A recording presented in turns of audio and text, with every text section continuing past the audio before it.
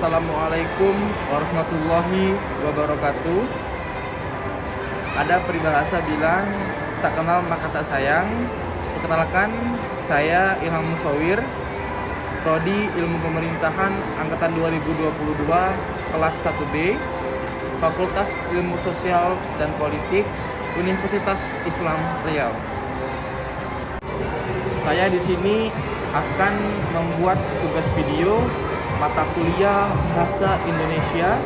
Tugasnya yaitu keterampilan berbicara. Sebelum masuk lebih jauh, marilah kita mengetahui terlebih dahulu apa itu keterampilan berbicara. Keterampilan berbicara adalah kemampuan mengungkap bunyi-bunyi artikulasi atau kata-kata untuk mengekspresikan, menyatakan, menyampaikan ide, pikiran, pendapat, gagasan, dan perasaan kepada orang lain sebagai mitra pembicara didasari oleh kepercayaan diri, jujur, benar, dan bertanggung jawab dengan menghilangkan masalah psikologis seperti malu, rendah diri, tegang, berat lidah, dan lainnya. Itu tadi pengertian keterampilan berbicara. Sekarang tujuan keterampilan berbicara. Keterampilan berbicara pada umumnya adalah bertujuan untuk menyampaikan dengan jelas dan mudah dimengerti oleh lawan bicara kita apa yang sedang kita bicarakan. Ada juga keterampilan berbicara menurut seorang ahli bernama Hermawan, yaitu kemudahan berbicara, kejelasan, bertanggung jawab, membentuk pendengar yang kritis, dan membentuk kebijakan. Selain pengertian, tujuan, ada juga jenis-jenis keterampilan berbicara. Menurut seorang ahli bernama Musaba, ada 6 jenis-jenis keterampilan berbicara, yaitu bercerita, debat, diskusi, wawancara, pidato, dan percakapan. Itu adalah 6 jenis dari keterampilan berbicara. Sebagai lanjutan dari video saya yang mengenai keterampilan berbicara, saya akan melanjutkan yaitu menjelaskan tentang mata kuliah penghantar ilmu hukum. Hukum itu merupakan produk politik. Hukum itu berisi aturan-aturan yang ditetapkan oleh negara. Peraturan perundang-undangan terdiri dari 1. Undang-Undang Dasar 1945 yang dibentuk oleh MPR. 2.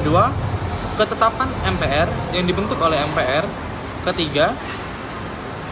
Ada undang-undang peraturan pemerintah pengganti undang-undang, itu dibentuk oleh DPR RI dan Presiden. 4. Ada peraturan pemerintah yang dibentuk oleh Presiden. 5. Ada peraturan Presiden yang dibentuk oleh Presiden. 6. Ada peraturan daerah provinsi yang dibentuk oleh Gubernur dan DPRD provinsi. 7. Ada peraturan daerah kota /kabupaten yang dibentuk oleh DPRD kota /kabupaten dan wali kota /bupati. Selanjutnya ada fungsi hukum. Secara umum, fungsi hukum itu ada 2, yaitu sebagai pedoman dan sebagai pembelajaran. Sebagai pedoman, hukum berisi arahan apa yang boleh dan apa yang tidak boleh. Jadi hukum itu mengarahkan. Sebagai pembelajaran, salah satu kekuatan terbesar hukum yaitu adalah hukuman yang diberikan. Semakin besar pelanggarannya, semakin besar juga hukuman yang diberikan.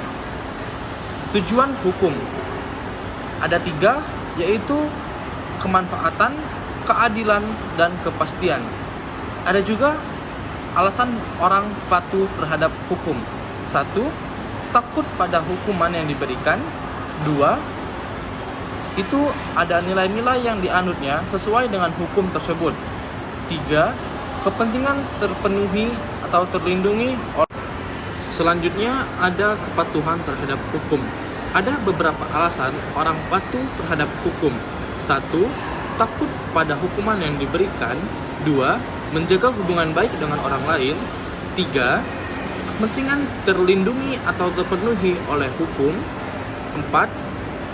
Hukum itu sesuai dengan nilai-nilai yang dianutnya. 5. Iman. Ada juga sistem hukum. 1. Substansi hukum atau norma-norma hukum. 2. Ada struktur hukum atau lembaga-lembaga hukum. Ketiga, ada budaya hukum atau cara pandang masyarakat dan pemerintah terhadap hukum. Selanjutnya, pembentukan hukum. Pembentukan hukum di Indonesia tidak hanya melibatkan lembaga legislatif, tapi juga melibatkan lembaga eksekutif.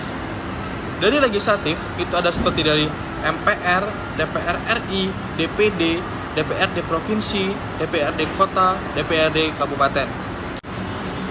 Dari segi eksekutif, pembentukan hukum juga melalui Presiden, Gubernur, Wali Kota, dan Bupati.